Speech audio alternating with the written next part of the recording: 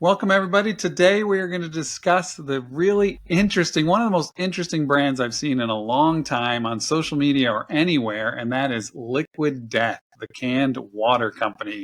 I'm joined today by Parker, Jaden, and Ryan, who've all taken a close look at this brand. So let's dive right in. Jaden, start with you. When you first explored Liquid Death's social media, what was your first impression? Well, I think they had a really good understanding of their target audience and their interests, as well as pulling in user generated content to really give a cohesive brand voice. Yeah, I think one of the things that really puts Liquid Death years ahead of so many other brands is that word, brand. Like, they not only did they find a way to make something as bland and boring and omnipresent as water sexy and exciting and edgy, they really tapped into making their brand a lifestyle brand. Like, water is their ultimate product, but it's not what they're selling. They're selling their brand, that identity. They're really leaning in on that kind of counterculture approach. They have this kind of snarky anti-marketing edge to them. They're really just leaning into making water edgy, and they at the core of their marketing, they want to make people laugh, and that they've just done such a great job in such a small amount of time of really building a lifestyle brand. And I really think it's amazing because the big differentiator initially was that the water is in a can. And so he could have built the whole brand around we're canned water, but he was smart enough to know, and he's a marketing guy. He came from the ad agency world. He was smart enough to know that that's not a protectable difference. The next brand could come along in a can in 10 minutes. So he's really owning a whole different positioning. So Parker, you talked when we were talking earlier about how they do one simple thing to create their brand cohesiveness. Can you talk about that? Yeah, for sure. I think when you look at it, like tying into even what Ryan was just talking about, like how did they stand out in this industry, and they just made this can. They first took on this like behemoth of an industry, which is the water industry. And I think there aren't many examples of people paving their way into a world like this. We've seen it a little bit with Prime in the sports drink industry world, and we're seeing it with Liquid Death right now, where they're taking on these corporations and paving their way through, usually really having their brand be the thing that is getting them there.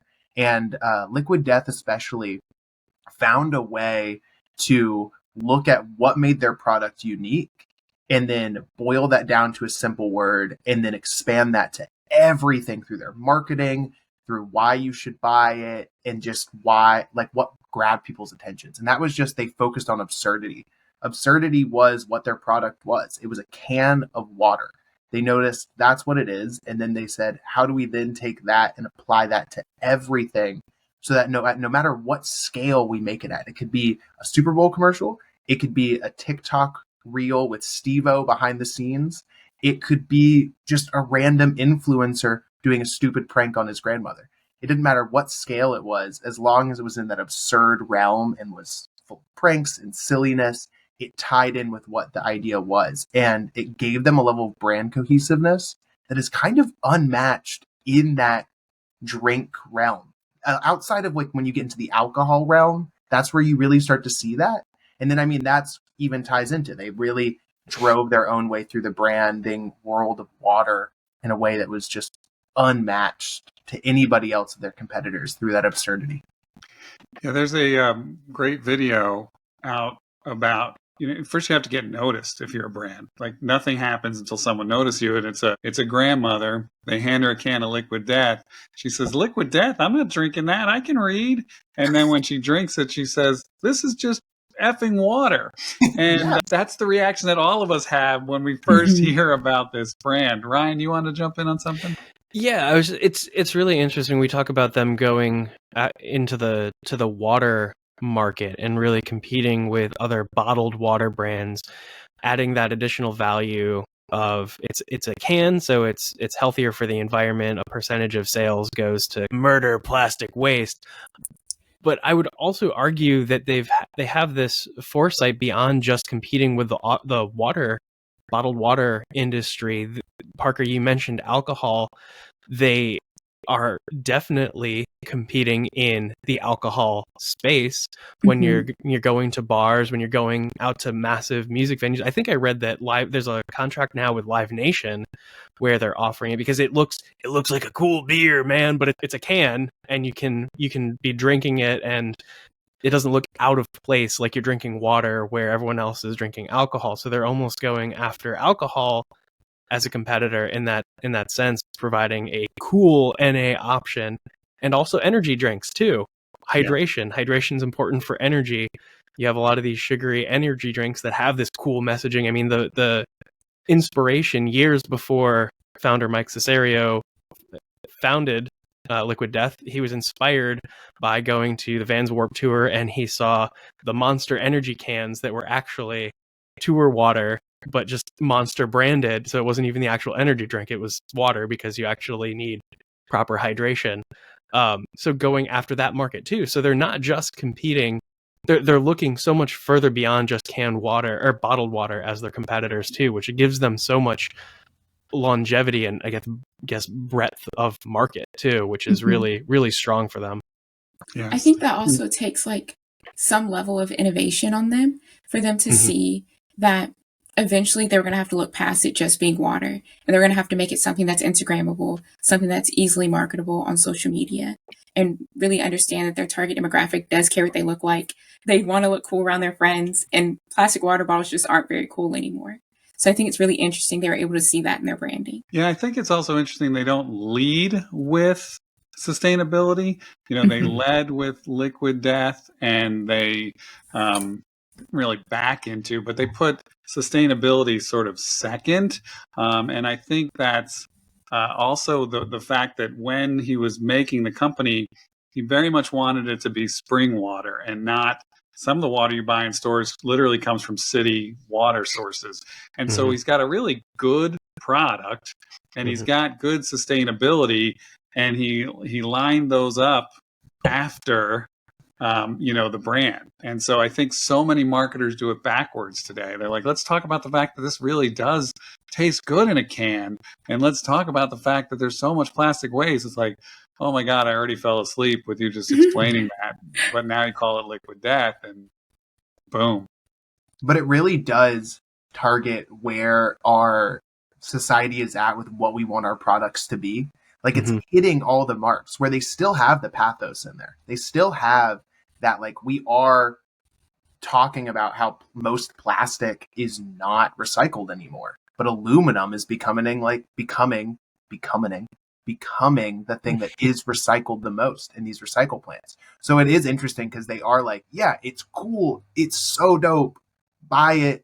But then they're also like, we also still are doing the sustainability thing. You see that with other brands, not in the beverage world, but like Patagonia, for example, that for the longest time had this forefront of fashion, but still was super sustainable behind the doors. And they are catching on to how much people do care about that the brand and the company they're supporting is trying to have an undertone of like, we're here to be sustainable, we're here to help.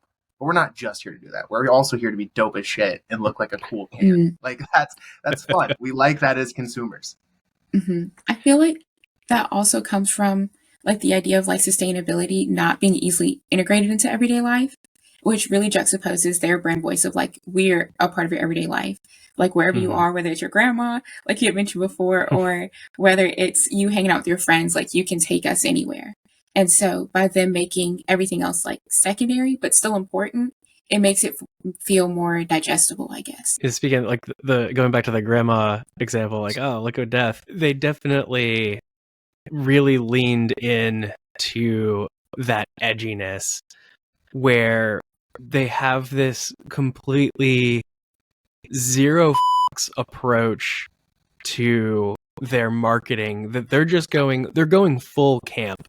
Like any horror fan knows this, any metal fan knows this and loves this aspect of the culture, but it's not something that's necessarily a popular culture thing. They're putting out, messaging of murder and Arnold Palmer. They had a Arnold Palmer tea product, and then they got sued by the estate, or contacted with a cease and desist from the Palmer estate, and so they just changed it to Dead Billionaire, which again, completely within their ethos. They released a line of plushies to sell that were, I forget the name, but they were all like ocean animals that had suffered from pollution as collectibles. And I mean, they've definitely received hatred and ire from people who don't understand what the product is, or that it's just water. They get emails, hate emails and hate comments, and they've actually turned out 3 different record compilations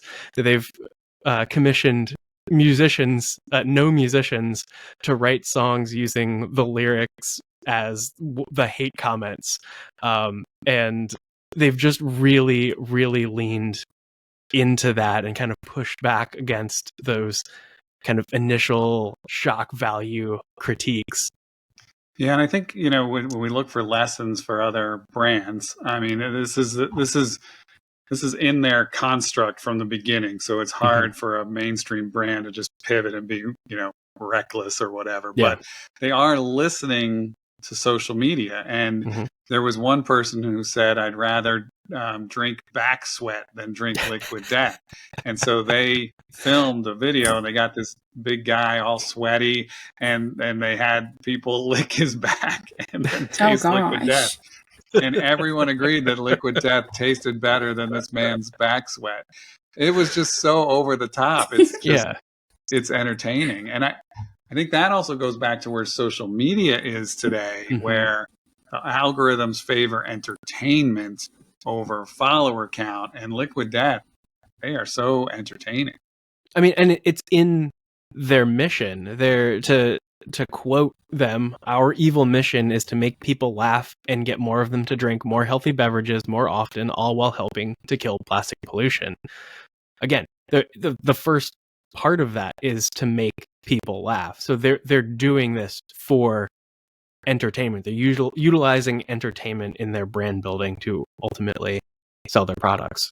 Yeah. And they just also like bouncing even on what you were just saying, Jim. I know you and I have talked about this even outside of this, but like the world where social media is right now, they have such an awareness of where it is, because it's on social media. When you're a big brand like them, there's almost 2 sides to your social media. You need to have the like almost ads, like where social media is replacing advertising, like these high budget chop up ads you already have paid for, create them for social, get them out there, run them on TikTok as ads.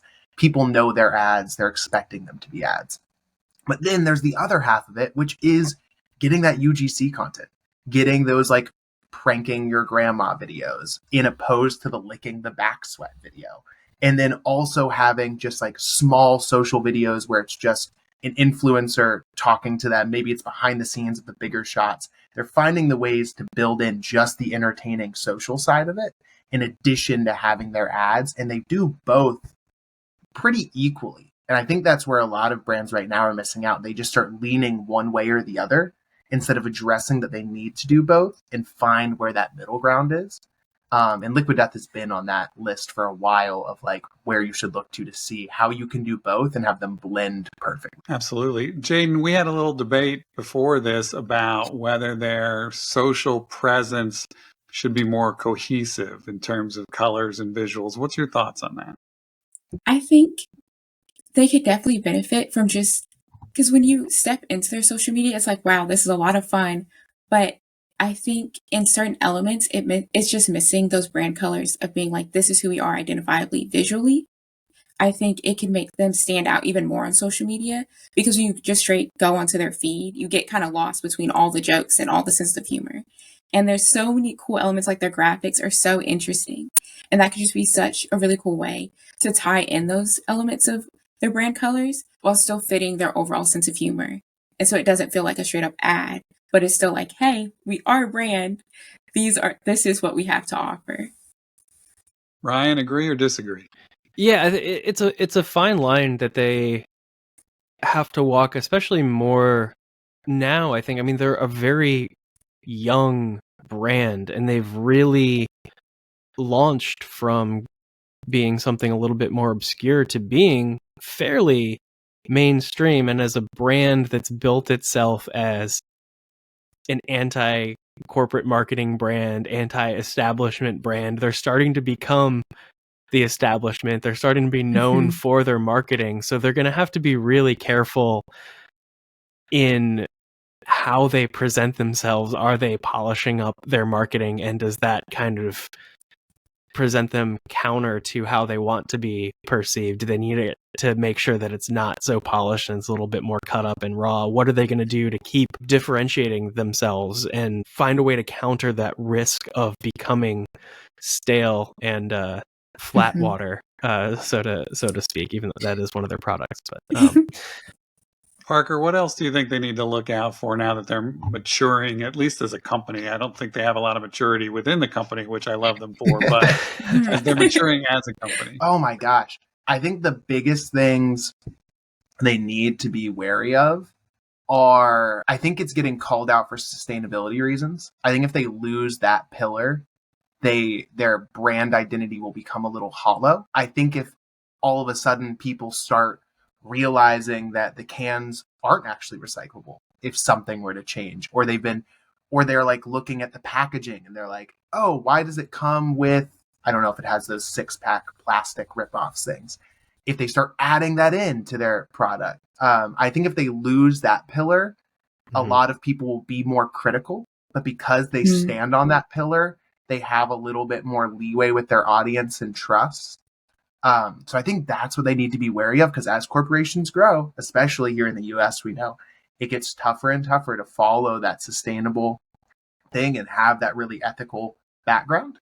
So I think they need to protect their peace in that realm. And if they don't, it could cause them to topple and another brand to rock in. Because if they lose that, all it takes is another person to be like, we're canned water and we're extremely sustainable. We're not liquid death. And then they still have their edgy thing, but then a lot of people will shift to that audience. Right now, they're kind of holding ground on both the edgy and the sustainable. And I think that's where they can be targeted the easiest right now. I think a really good solution to that could be, I've seen a lot of brands on social media go, we're better, not best, because like there's no perfect sustainability. There's no perfect environmentalism. And it's like even a lot of influencers pivot themselves into the imperfect environmentalists. So I think if they could go into that way, it allows more room for like, we make mistakes, but we're still not killing the animals. So I feel like there's definitely room to grow. Ryan, you're the first person I ever heard mention liquid death, so you get the last word. What's your thoughts as we go out the door? I think liquid death it's been amazing watching them. As you said, I was one of the first people that you heard mention it because I run in underground music circles, and that's where it started popping up. And I've seen it explode, and now it's everywhere. You can get them in grocery stores. You see people talking about them outside of that kind of underground space. So it's been really interesting seeing them grow the brand incredibly, and maintain that consistency of messaging. I think one thing that I see that is going to challenge them is the fact that they are becoming more mainstream and they have that anti-establishment edge. And is that going to kind of get dulled as time goes on? Are they going to continue to try to innovate products beyond their tried and true line, and get distracted with that and ultimately harm them because they've just diversified way too much in their core product offerings and haven't really stuck true to what makes them great, which is hydrating, funny, sustainable water. Yep. They've done a great job of brand building, and I enjoy watching them do their thing. Yeah, I heard the founder on a podcast, and he was asked, can you see this being a 100-year-old brand like, Campbell's or Coca-Cola? His answer was very interesting. He said, I think the era of brands that reach 50 years old is over. So he doesn't even believe this company will be around in another, 40 years. So interesting. That's a conversation for another time. But anyway, it's a super interesting, very good product with just fantastic marketing and worthy of discussion. So Parker, Ryan, Jaden, thank you all for your time. Thank you, Jim. Oh, Thank thank you. you. It's been fun.